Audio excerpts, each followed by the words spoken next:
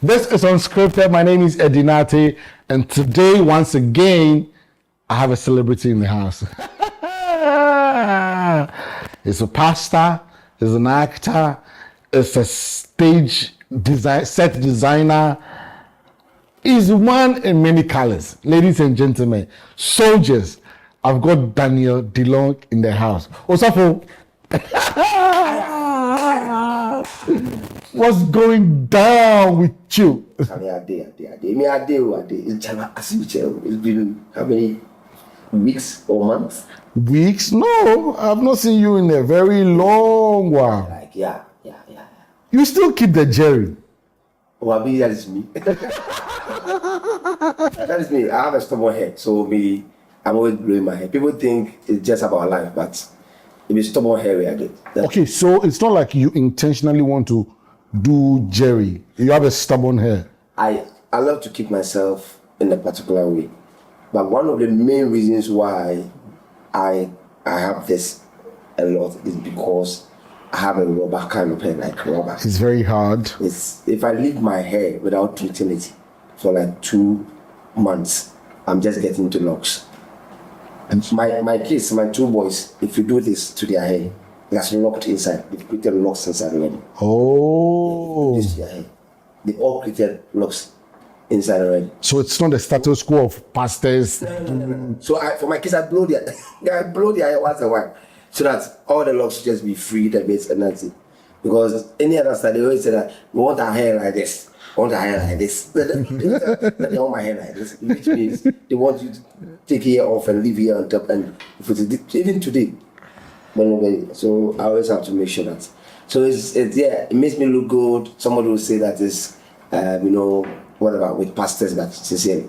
Does it cost to do that? I mean, your hair. Okay. And how often do you do it? One thing I've grown to understand is anything you commit yourself to, and as much as it might cost, because you are committed to it, you don't feel like it costs. Because all I know is I have to do it. If I'm stepping out right now, my first focus on my body is my hair. I can decide that because it's too late, let me do this polish on that, quick ablution and that. But my hair, once I'm doing quick ablution, I have to use shampoo on my hair. It's like, I don't have to bend them. Are you something reincarnated? People spend time on certain parts of their body because of how they want. There are people who spend time on the skin, people who spend time on their face, and then I'm that person. And maybe because I became an actor professionally, a part of me feels that okay, the body is also your tool. Yes, indeed, it is your tool as an actor. You need to just treat it well. So it adds up to me doing that. Talking about acting, I know you began your journey from Aquinas Secondary School. Yes. Tell us all about it. Okay, so from Aquinas Secondary School, I entered into acting, I think, in SS1. I entered into the drama club. We had a slogan, Azun Kawa, the response Ziggy.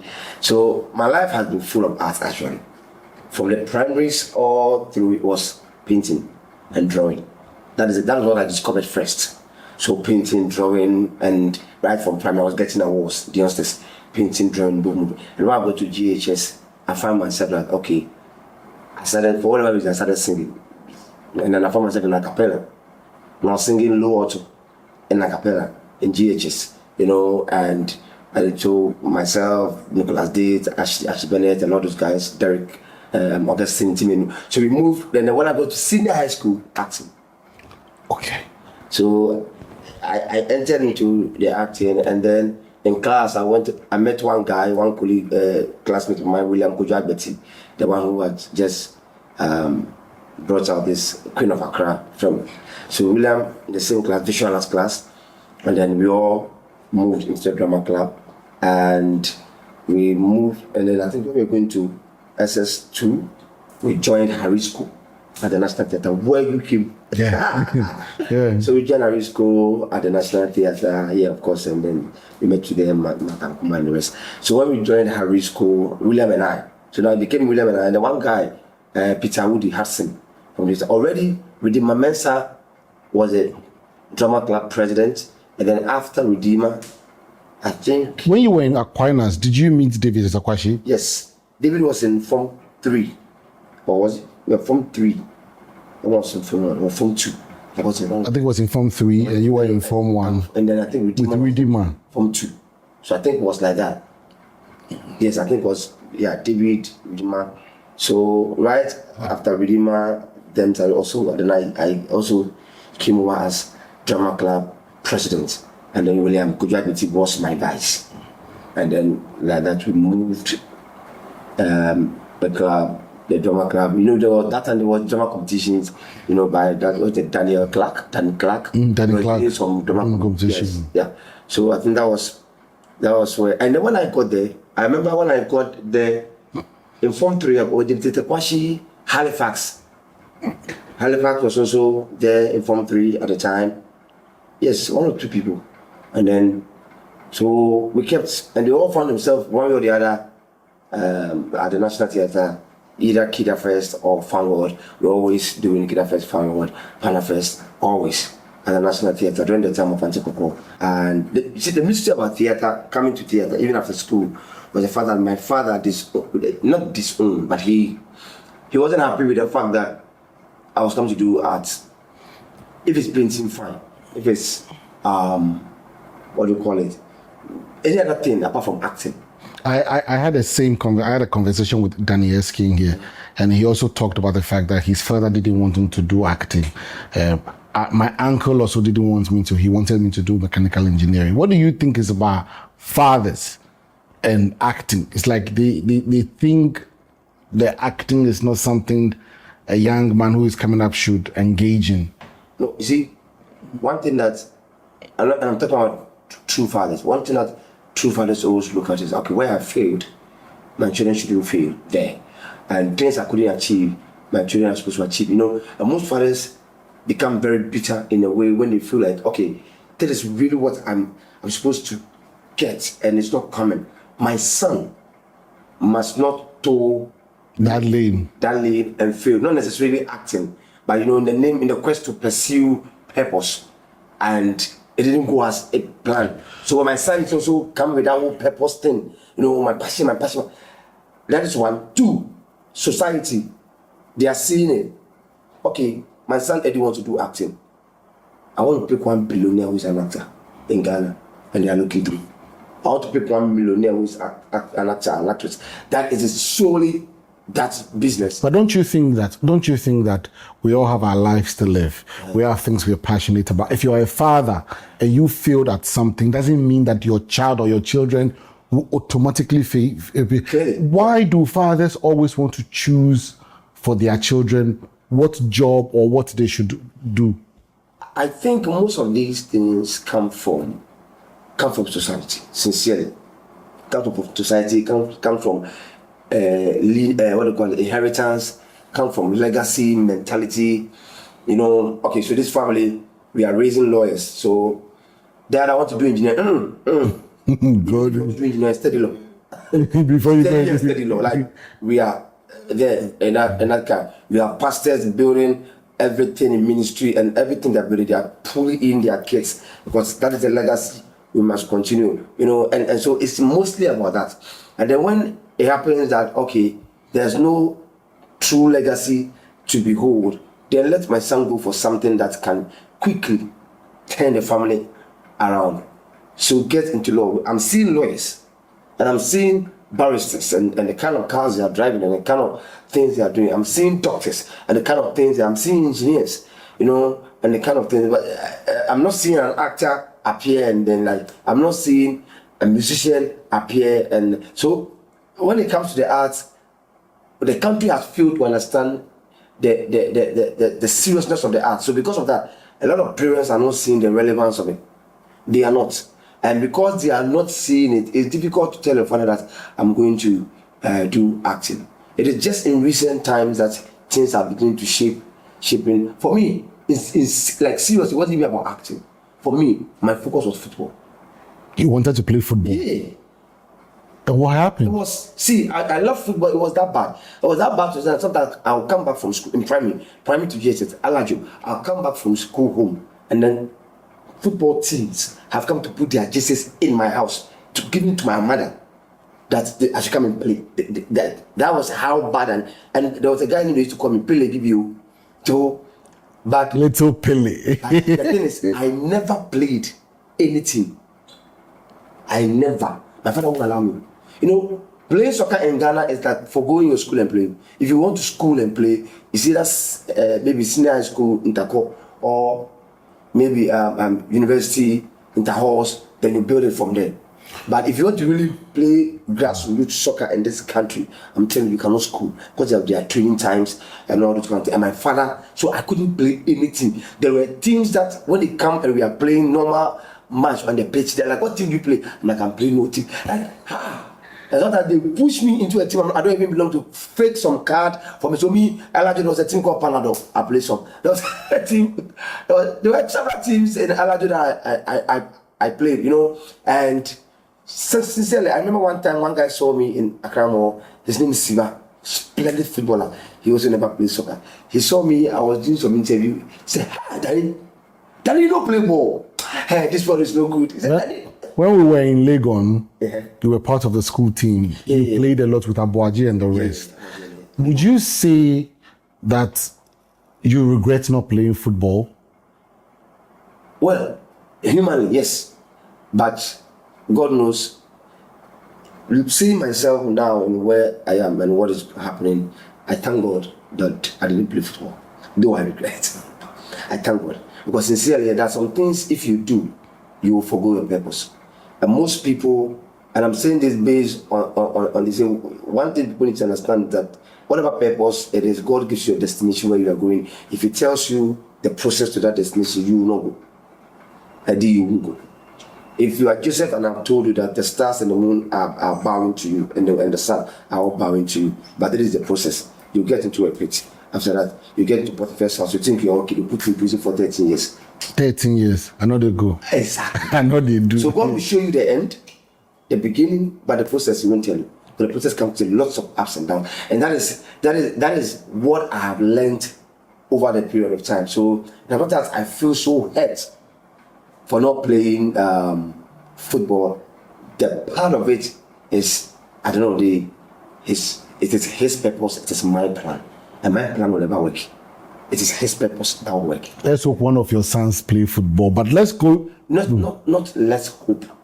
I praise to God for sons. He gave me 2 boys. See, it is whether you like it or not. Oh, yes. You must play football. You must play football. Play. I know that. The lifespan of football is very short. Yeah. After that, you can be the engineer, my son. After that, you can continue being the whatever. You have enough money to even start your own engineering company. Are you not doing the same thing your father was doing? More like I don't want you to do acting. I will let you. The only thing I will not force my son to do is ministry, pastoral work. It has to be a calling. It doesn't matter what level God lifts me. The church I am pastoring is not going to be passed on to my son. Unless the Lord says He is the one, and that one I'll be totally out of it. It will be between him and God, and everybody will see that I have no hand in it.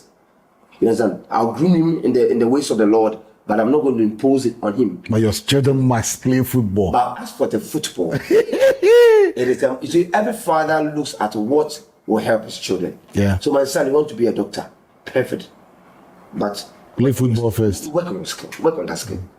Work on football. You understand? Unless he doesn't have interest. But now that my son can sit with me and he will be telling me the players in Manchester United and telling me what time our game is playing. Clearly, there was a day my son was like, "Daddy, I can't wait to play football." I said, "God has called you." You will live well, my son. You will live. Delong, you started acting, like you said, in senior high. You went to Harisco National Theatre. Then you moved to Legon, then to the University of Ghana. Did you go to University of Ghana to pursue acting? Yes. Yes. After 4 years, yes. My uncle from UK came down in 2006, early 2006. And then we were talking about whatever. And I said, I want to do this. So my uncle told my father that, you have a brilliant son. If you want to do it, do it. Maybe he will change that story. He will change that narrative. Just give him that chance. My father said, okay, you want to do it, then do it. When I said, I wish I would go this year, and my uncle said, I'll pay your first tuition fee. Wow. So was your uncle that paid off? He keep the money. I remember very well. We were living at the Maple. So, you know, he was like, okay. And my father, he's very brilliant. Anything school, he likes everything. Yes. So as soon as, you understand, and then, but I didn't blame my father that much. He knew quite a number who were into acting, who were close to our family. And he couldn't really see the really, you know, Prince Yosin, very close friend to the family. Was very close to my father's younger brother, like always. People even thought he was my uncle too. You know, Prince Yosin Wache. Yeah, Wache. Diabolo too. What was his name? Smith. Yeah.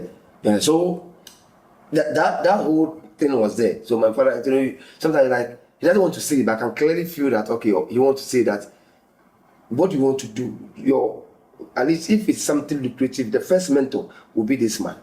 You know, but I wanted to change the narrative. So when I finally entered Legon level 100, you know, let me tell you one secret I've not told anybody before. When I got into the school opened, everything started. I remember what happened during my interview. Professor Martin made me say, friends, Romans come to me, lend me your ears, I come to bury you. I said the words of my country. I remember. When I came to the school, you were already in Deep 1. I think going to Deep 2 or something. When I came, you had when you came to Deep 1, I was in Diploma 2. No, when you came to first year, I was in Diploma 2. Exactly. Yeah.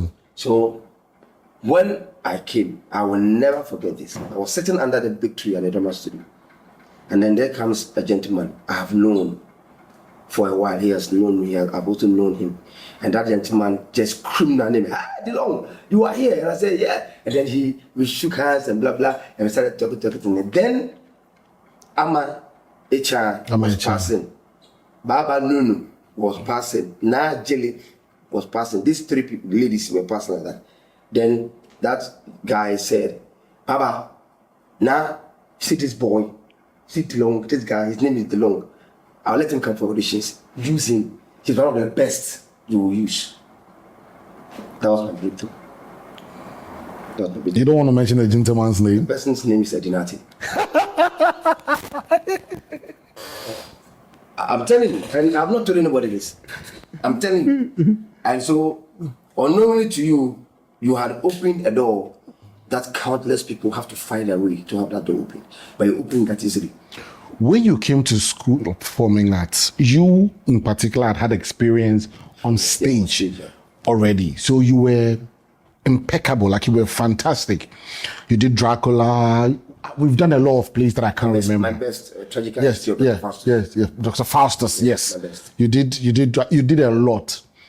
Which one would you say you enjoyed most playing on stage? Faustus. Dr. Faustus. Faustus. And the next after Faustus is Dracula. I love Dracula. I love Dracula. Dracula was so intense. I studied about vampires. It was so bad.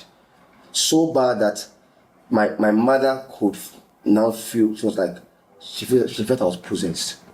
It was Dracula I finished that Dr. Sarah Dubaj on the Monday after the production hugged me and said, for 20 years in this school, I have seen someone impeccable acting. Yeah. That's what she told me. I love Dracula. Yeah. Dracula, I don't know how, I don't know. When I finished the production, the director himself told Gordon Cote of blessed memory that he didn't direct this.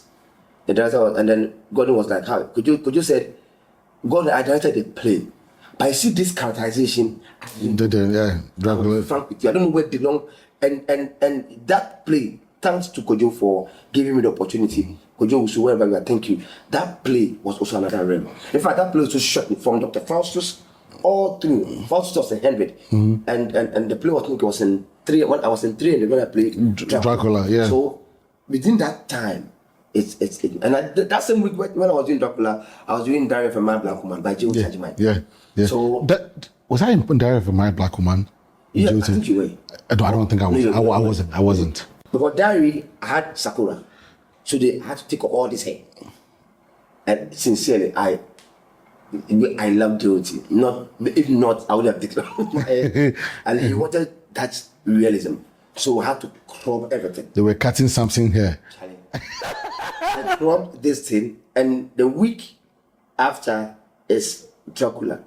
So, and Dracula, they need to give me a wig, long wig. And because of how rigorous I'll be, they cannot just fix wig. They have to bond it. So I did the sakura, and they had to put plaster on my head and did the bonding. The week I was doing Dracula with the bonded head. You slept with it? I was sleeping. You remember when the same week I was playing Lego, what do you call it? Inter-horse. The football match. Lego versus Commonwealth, Lego versus. So you were Dracula in the school. You were living the Dracula life. At the time I was playing that soccer, they were calling me Zero. They were calling me CR7. Because I moved from striking into attacking from the flanks, 11 or 7. So they call me CR7. So they thought my football brand is what I have created. They didn't know you were something at the amphitheater. I'm telling you, it was. Delong, you acted in many plays. Like you said, Dracula is your favorite. You gain a lot of experience on stage. Who would you say you love acting on stage with? Yeah. Was there any, I don't know, male, female? Because in School of Performing Arts, those times, Ben Kwade was there, like Kemfiati was there, Fifi Koma was there. The challenge was, like that. And you came in, you shot up, everybody liked you, you were accepted. But there were people definitely when you're on stage you enjoy. Who would you say that you really enjoyed working with on stage in the School of Performing Arts? It wasn't one person, because all these people were unique in their own way. Buche. I love Buche. Buche, God. Buche. That man is the stage god. Buche. Fifi, yes. You remember Papa? Papa. I was not mentioning things outside. Yeah, Papa. And then Savior. Savior.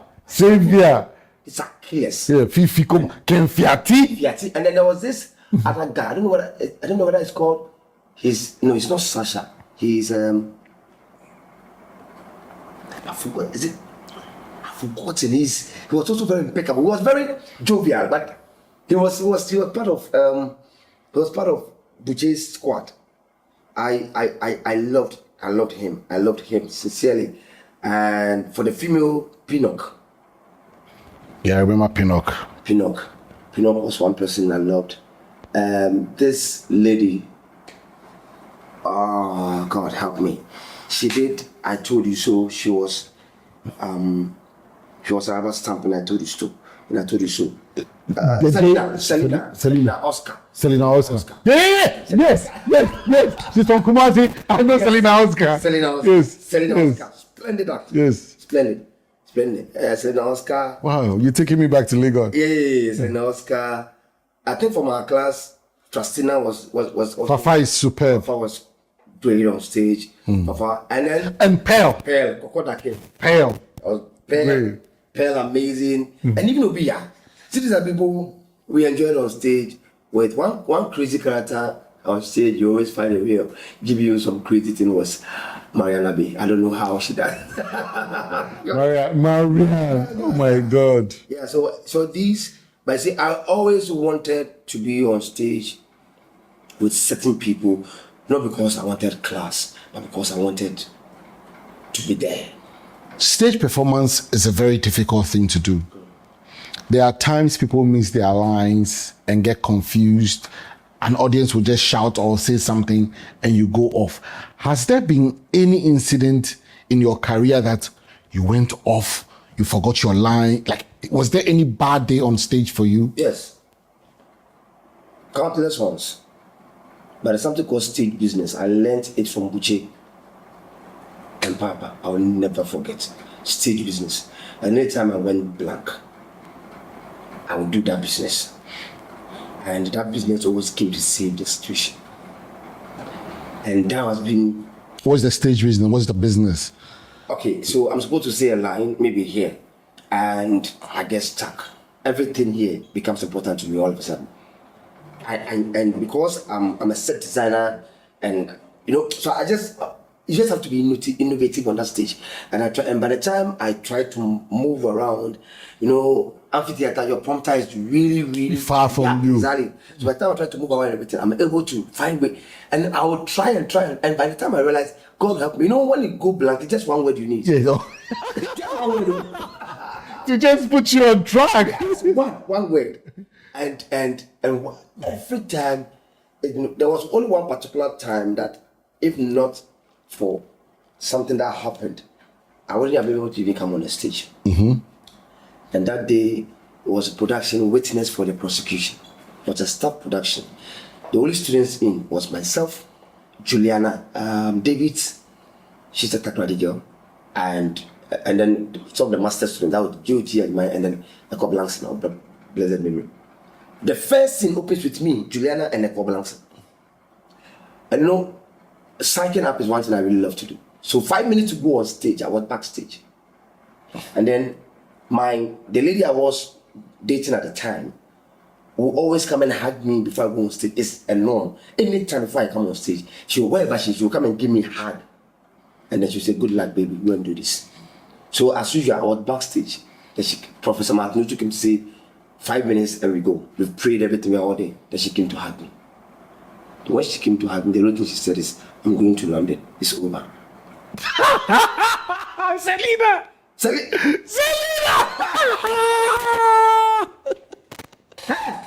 Oh, good. I'm going. Our script is this. I am not part of this script. I'm going to London. It's over. How? He said, yeah. Boo boo. Then she's going to. That was like a missile. Like straight into your heart. No, it's like you looking at Bluetooth and saying, hey, too Brute. You too Bluetooth. And it's sorry. And I'm like, nah, this thing, it shouldn't happen. So when she left, she feels that she left. She hugged me. See, I was so broken. Standing backstage. Prof said, we go in 2 minutes. My heart was beating. See, lines, everything, gone, blanco. Then I will never forget this thing. Then a lady, Juliana Davis, for that particular play, thank you to that lady. I didn't know she was in there, in that darkness. She just said, Delong, attend. She said, come. I moved to her. She didn't say a word. She hugged me, gave me a deep kiss. I'll never forget. She kissed you? I'm telling you. She hugged me, gave me a deep kiss, and she said, you can do this. Let's go do it. Wait, but did you kiss back? When I say she kissed me, like, well, I'll be there. It was something like, the whole thing happened too fast. You were healing your broken heart. The whole thing happened too fast. Like, I didn't get it. Like, what just happened? Then she was like, D. You can do it. That when D. I went on stage, it was something else. I played it out and everything. So after the whole production, I wanted to come and now re-understand that case bit, and if we can start something, because if from that time, the time I finished school, me and Juliana never met one. Wow. She avoided me the whole time. Wow. And the only focus was I was saving the situation. So she avoided me the whole time. She was in 300, I was in 200.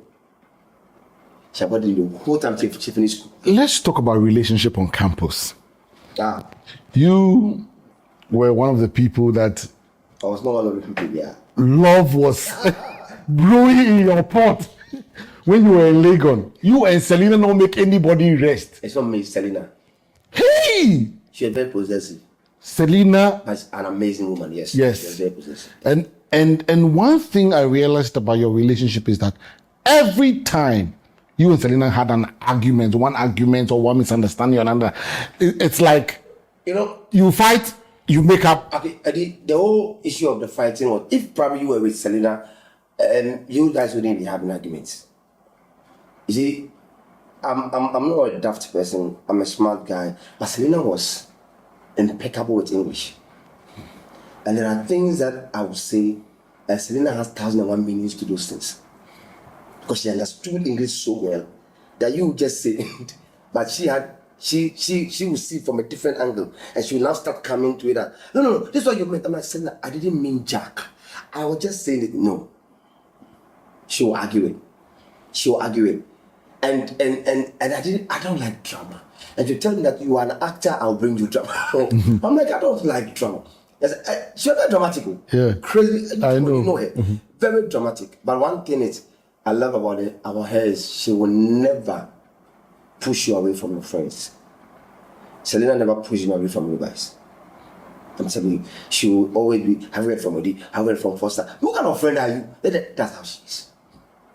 You know, she was with me. She was with me in good times. She was with me in worst times. How many relationships did you have besides Selena in University of Ghana? No, I'm saying like in University of Ghana, how many relationships did you have? After Selena was Abby. So you just had 2 relationships in University of Ghana?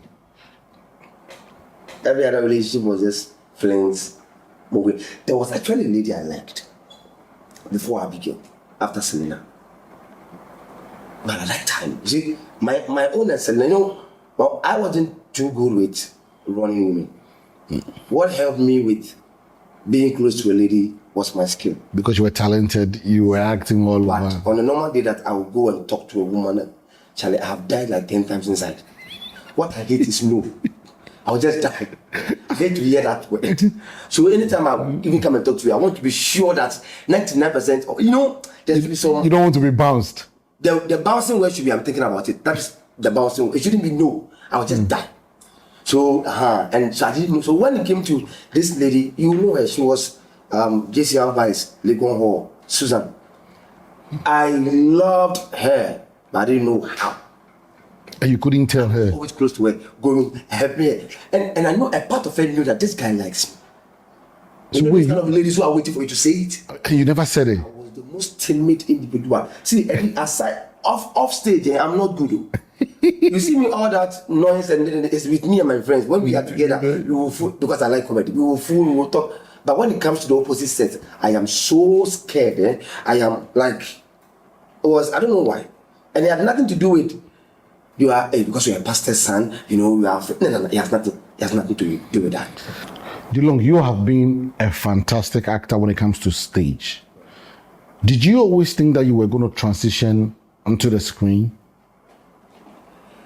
Yes, at a point, yes. But the whole frustration of being on screen in this country, sincerely, it made me, you know, I was happy seeing people I know go on screen, and that was one urge.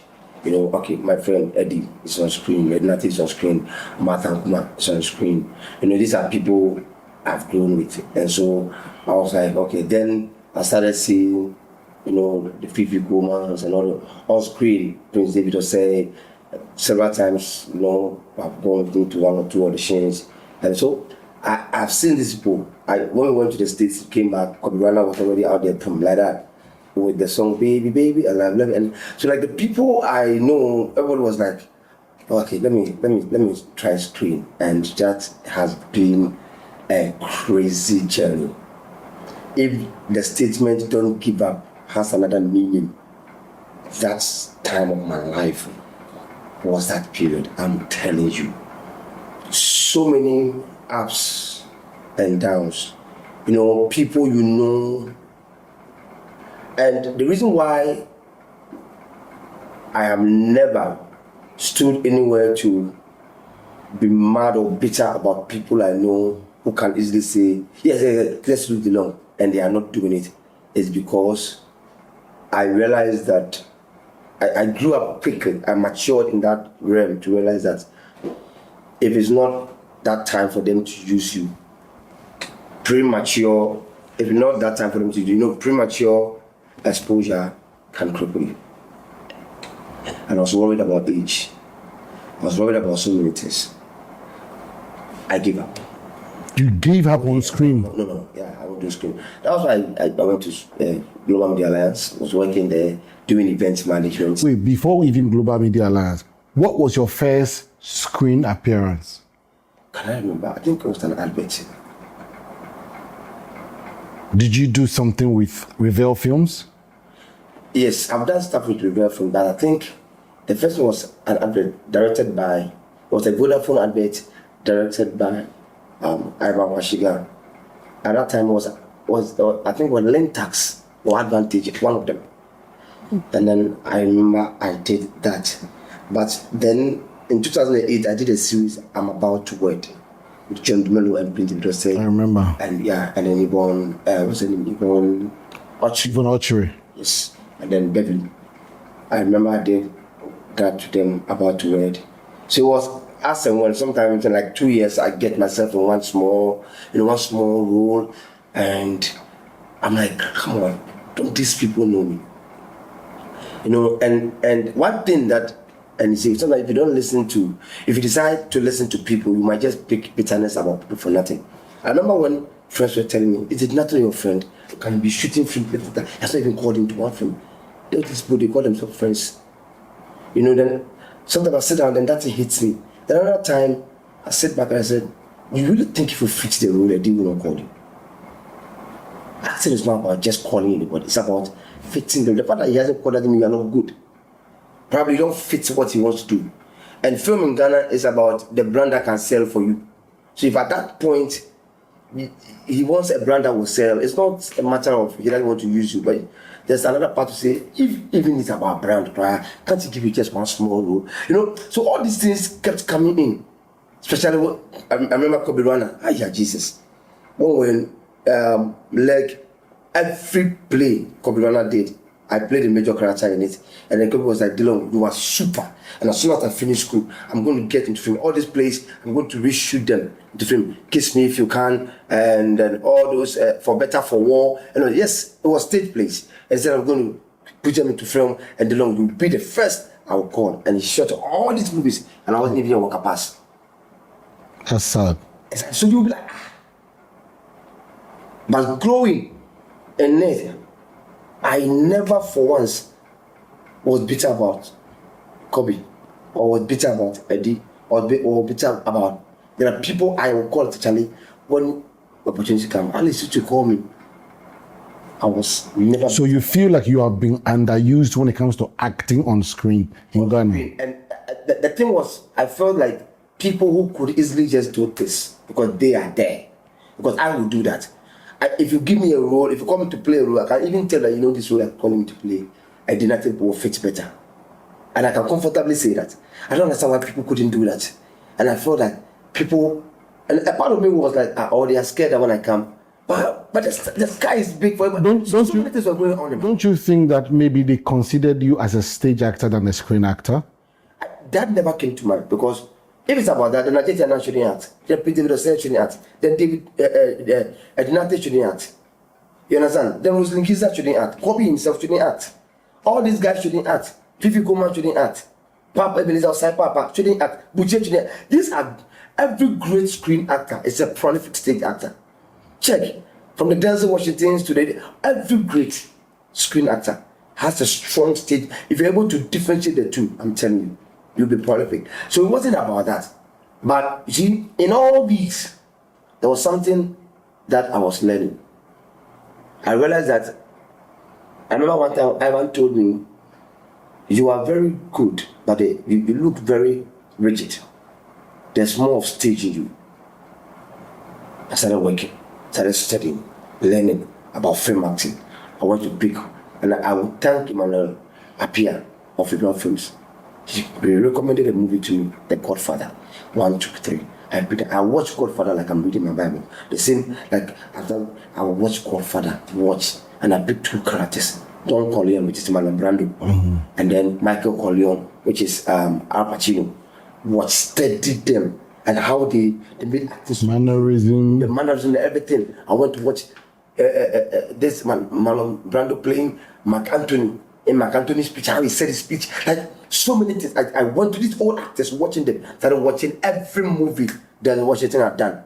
Started watching it. I went for Morgan Freeman, started watching it. I came to Nigeria, Richard Manfred Amiju, started watching. Like I started like picking all these things gradually, and that was it.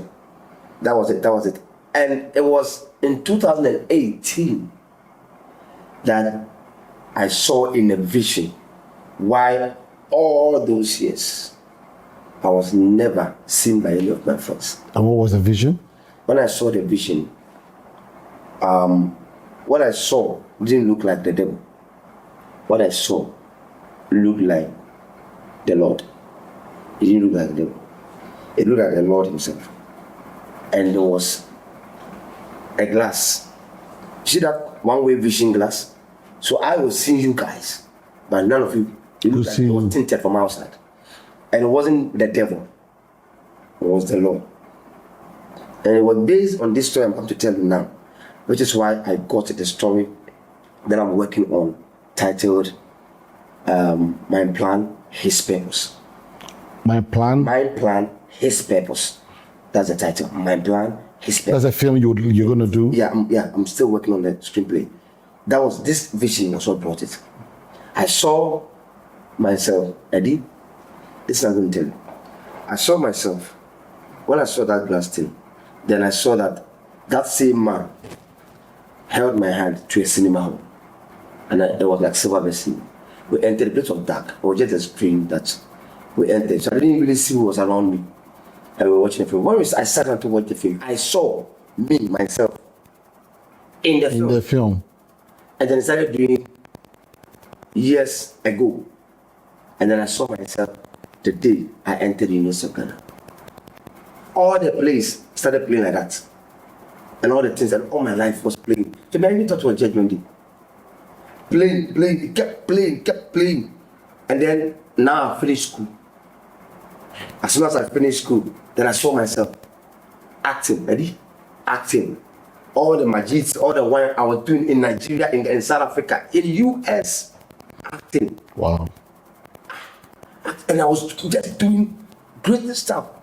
Then the next thing I saw Shashi, a big signboard that was there.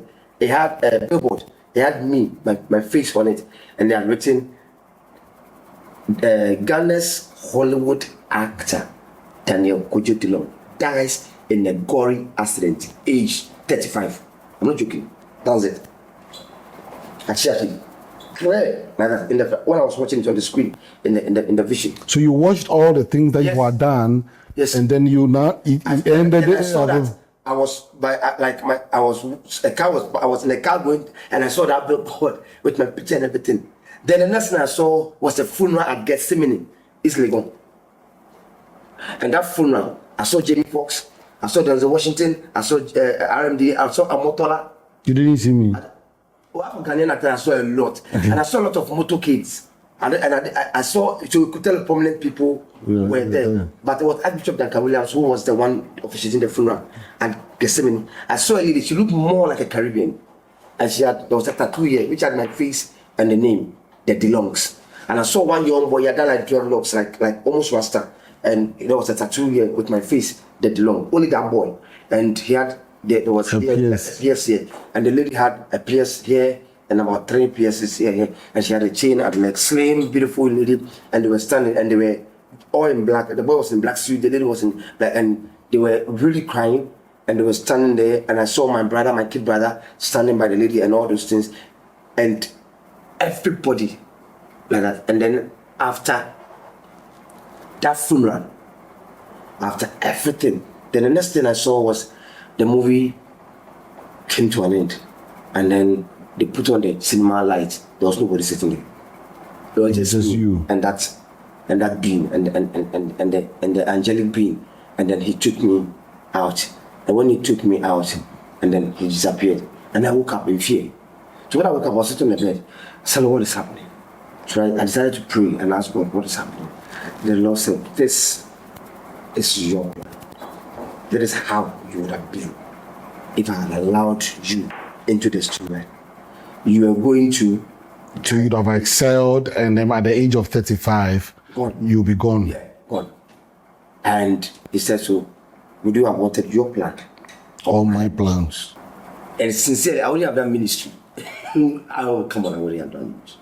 So in all these things, it was God's own way of aligning me to his purpose. You understand? And now I'm doing ministry and I'm acting. And yeah, I must say that I'm proud of you, in as much as you think that you haven't done a lot in terms of screen. Lately, I see you in a lot of movies. Amazing. And I see you in a lot of series. One that is coming up this month is Detour. Yeah, Detour. Yeah. Detour. Yeah, Detour. Yeah. How did you land the role? Okay, so I went for an audition, Mauku MK Castle, Mauku Kwaji. I went for the audition. And after the audition, Marco said one thing to me. He said, Delong, we have auditioned here a couple of times, but this particular audition has made me understood that you are no more a local actor. You are very international. And then what happened? And I told him that I had to go back into studying The Godfather films again and building myself. So based on that, I was there and then I received it. And I'm so glad that gradually things like that, those opportunities, it comes, and then by the grace of God, you get the directors to call you. So the director called me and then we went to play the role in our own small movie. Do you make money from acting? No. So are you doing it for the passion of it? I love it. And we will change the narrative gradually. We'll get there. We'll get there. But the truth of the matter is, anybody who is doing acting in Ghana shouldn't stop. Keep doing it, but just put it here. That in Ghana, yes, you get something. It's not too huge. Something cool. If you get more projects, you'll get more. But you see, the thing is, if a good actor should do 1-2 projects so that he can focus on characterization so well, bring out his best, and then he's okay for even the year, because he's getting like $2 million or $5 million. Inshallah. But you see, it's not like that. So Ghana here, somebody can be on 4 sets at the same time, and he's moving from this set right to this set, coming back to the same set. So Ghanaians, we try, we can survive everywhere, and so that is it. But I tell people too, because in Ghana, acting is like a bait.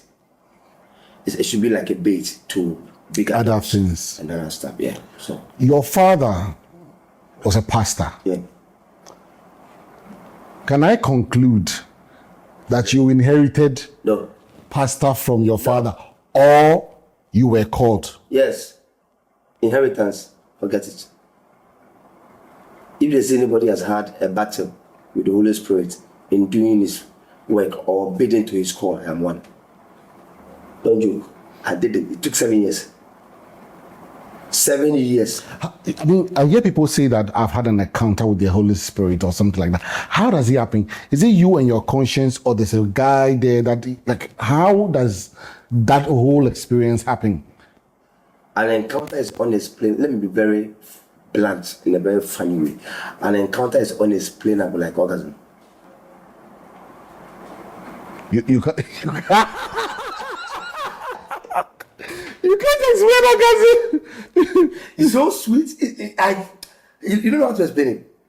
Yeah. But that is because an encounter with the Holy Spirit is an intimacy with the Lord. So it's unexplainable. It's so unexplainable. It's so but you know you had it. So something was telling you that I want you to do in ministry through prophetic conference.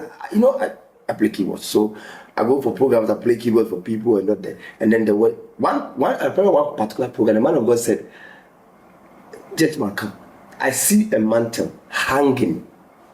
I see a mantle hanging on your head, and I see you, US. Where will you be?" He didn't even finish talking. I said US. I said US.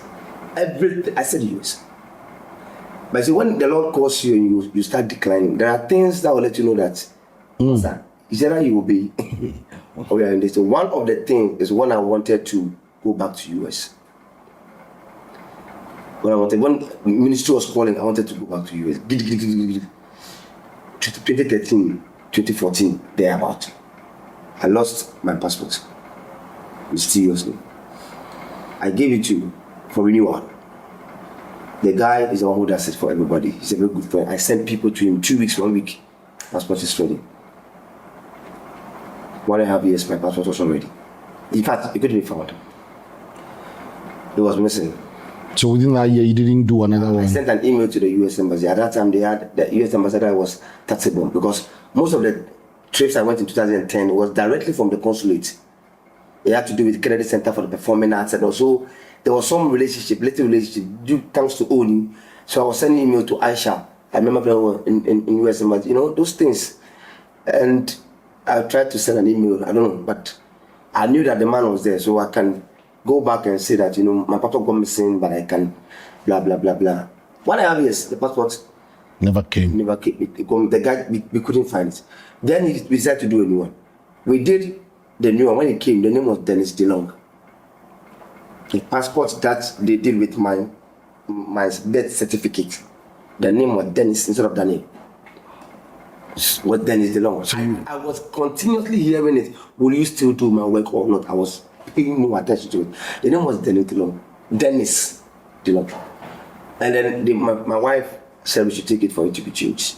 We decided to take it for it to be changed. 8 months. It still never came. Okay. I was sitting in this one time.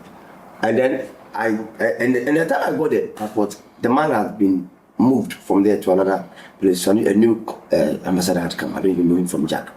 And then I heard in my spirit through prayer that you're not leaving this country for 10 years. I've put an embargo on you for 10 years. You felt the Lord was talking to you. He told me, what did I do? What did I do? God, blood. Anything you did, blood, or they count. To 2023, October, November. I was there. A trip I was not even part of. Yeah, I saw you went to France. Yes. And I even that one, I said I will never go. I am busy. I have to do the cheap moment. Sorry. What I do that guy do? Before we go, I want to find this from you. You are into the ministry. What is your take on tithe? A lot of people believe that tithing is not necessary and it's for the pastors. They use it, they spend it, they use it to build their church. You as a person in the ministry, what is your take on tithing? Let me be practical with you, Eddie. I have never preached anything in my church that I have not benefited from. Because 80% of the examples will be my examples, not what I've heard, what I have experienced. Tithing is all about obedience, nothing else. It is all about obedience. There are people who never tithe, they went to heaven. There are people who have never tithe, they are still making it. But it's about obedience. You can be in Ghana. Obedience to who? To God now, to His word. It's just about, tithing is just about obedience, nothing else.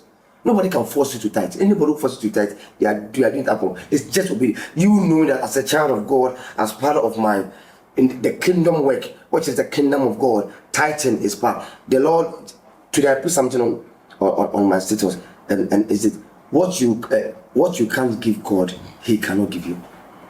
If God cannot take from you, He cannot give you. But the money is not going to God, it's going to the pastor. Did God give you money from heaven? No. Good. But somebody will come and tell you that, Eddie, I don't know, this will be what money is that. That is God bringing you money from someone. Understand? So we are on the earth. So the things of the earth will run through us. But it is God that talks to people on our behalf. Do you understand? So when God gives you and He's saying bring 10%, it's not because I need it. I'm testing to see if I can give you more.